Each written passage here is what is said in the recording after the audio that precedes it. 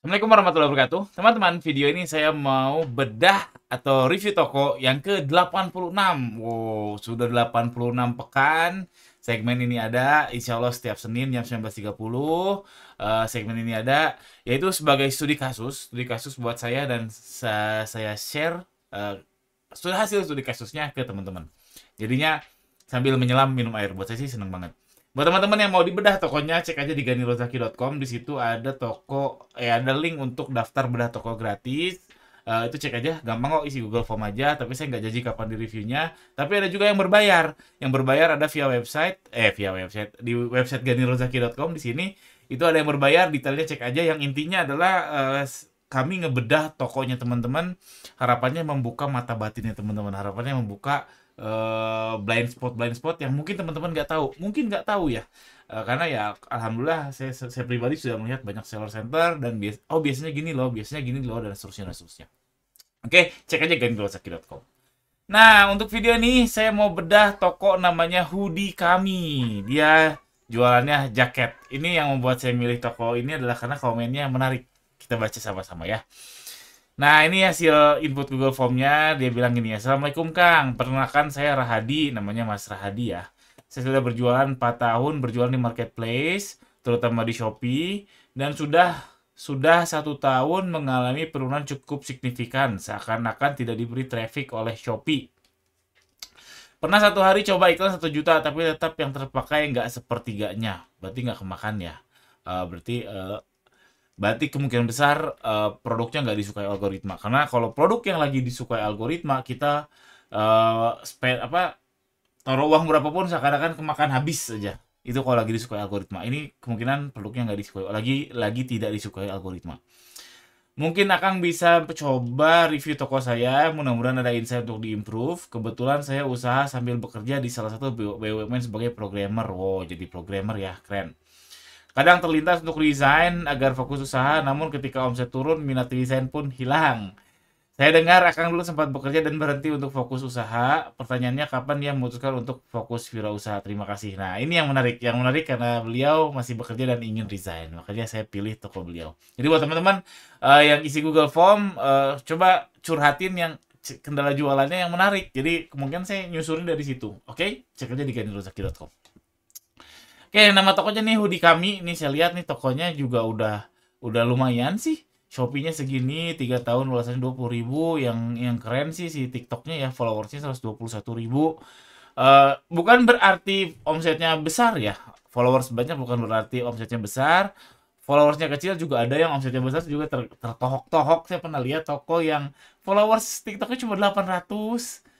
800 apa ribu? 800, nggak mungkin 800, cuma 8.000 ya, cuma 8.000, tapi orderannya luar biasa besar sekali, luar biasa, cuma 8.000. Jadi orang tuh beli karena nggak follow gitu ya. Oke lah, cuman saya belum lihat yang followersnya besar, omsetnya kecil. Nah, kemungkinan ya si Hoodie Kami yang omsetnya setidaknya lumayan, ini lumayan lah, kemungkinan besar sih ya lumayan. Followersnya soalnya sudah 121.000. Ini Shopee-nya. eh Lalu yang masih komentari adalah pertama soal desain dulu. Soal resign dulu ya. Kalau ditanya saya dulu resign gimana? Ya saya dulu kerja dulu sekitar 5 tahunan ya dari semenjak mahasiswa, terus kerja sama dosen. Ya singkat ceritanya saya kerja di luar negeri. Terus saya memutuskan resignnya keputusan tidak rasional, alias saya belum ngitung uang dan sebagainya karena jauh-jauhan sama istri itu aja. Terus ya sudah resign.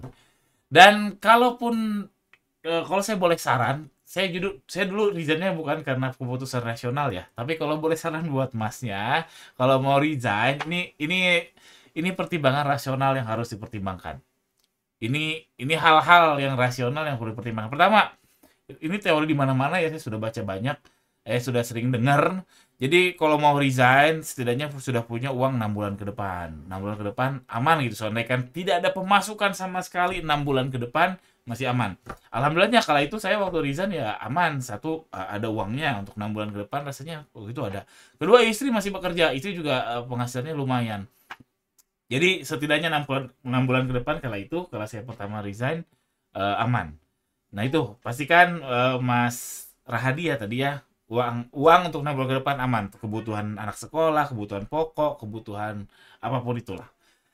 Lalu pastikan punya partner yang berani mati. Dalam tanda kutip, partner yang sama-sama nyemplung terjun bebas, alias sama-sama full time, alias betul-betul bekerja keras, bukan partner yang ala kadarnya, oh gue bantu doang deh, oh saya bantu doang, oke gampang kok dibantu doang, enggak, tapi partner yang betul-betul kerja sama, yang betul-betul siap berani mati dan seterusnya. Karena apa? Eh, Kali itu saya memang waktu saya resign, kali itu memang tidak memikirkan punya partner seperti ini dulu, baru baru terjun full time bisnis ya. Cuman saat ini setelah saya terjun full time bisnis, punya partner tuh enak banget, serius enak banget. Bisa dicurhatin ini itu, bisa belajar bareng. Wah, pokoknya punya partner tuh super duper enak. Jadi pastikan sudah punya partner sebelum resign. Mudah-mudahan sekarang sudah ada. Lalu soal gaji, nah ini juga banyak yang salah bahwa bisnis itu nggak ngegaji diri sendiri, itu oke untuk setahun awal mungkin oke.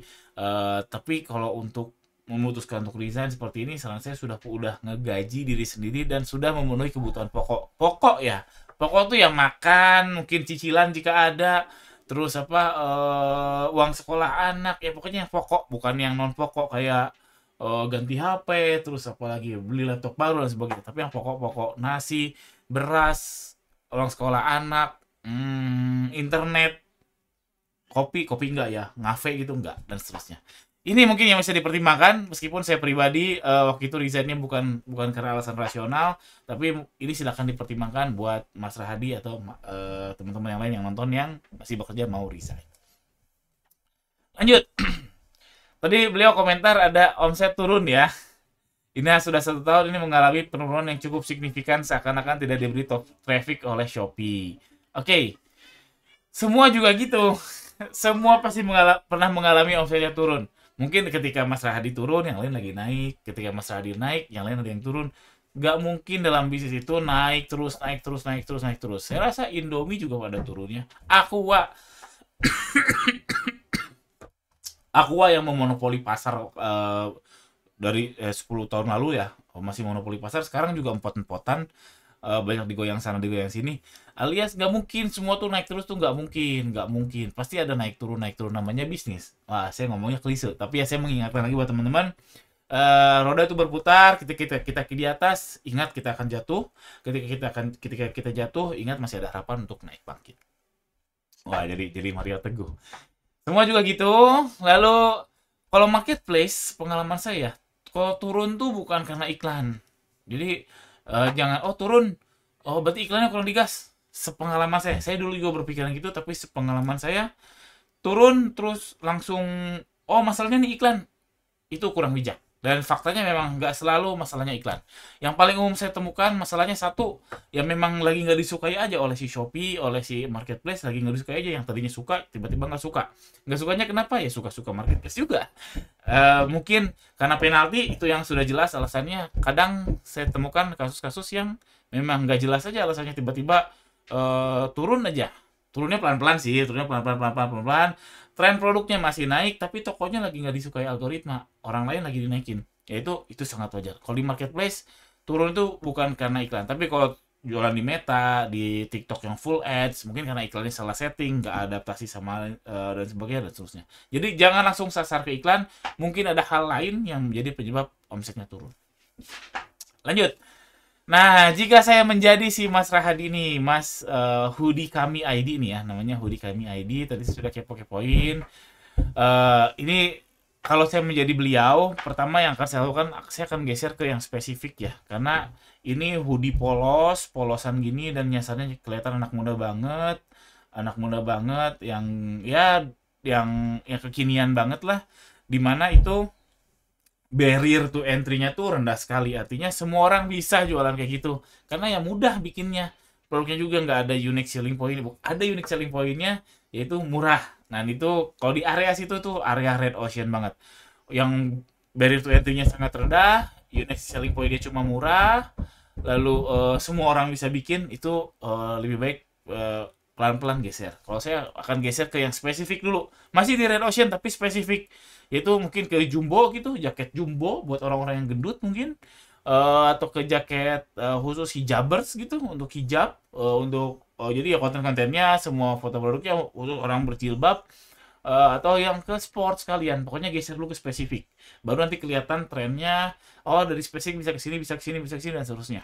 Karena kalau stay di situ, di polosan dan anak muda, eh ya terlalu red ocean, nanti nggak bisa berkembang. Nah, saran saya coba geser yang super spesifik. Lebih spesifik, lebih bagus. Misalkan jumbo laki-laki gamers, wah lebih keren lagi. Jumbo laki-laki di Jawa Barat, ya apapun itulah. Lebih spesifik, lebih bagus. Kalau saya jadi beliau.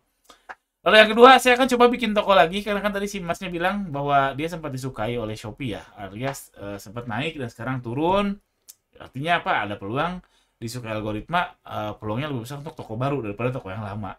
Jadi saya sih akan bikin toko lagi, jualnya produk yang sama, atau saya akan upload ulang. Saya akan upload ulang produk-produk yang lama ini, yang mungkin sudah tidak disukai algoritma, mungkin keywordnya atau apa, saya nggak tahu. Saya akan coba misalkan upload produk ini satu warna, satu uploadan, judul berbeda. Nanti akan lihat, bertarungin, di A/B testin, nah split test itu namanya, yang ternyata bagus, bukan penjualan, karena untuk awal-awal upload tentu bukan masalah penjualan, tapi soal dia dilihatnya, di impression iklannya. Impression iklan atau klik atau CTR apapun itu terserah teman-teman, yang jelas tractionnya, dicari traction yang paling bagus, nah itu digas lagi.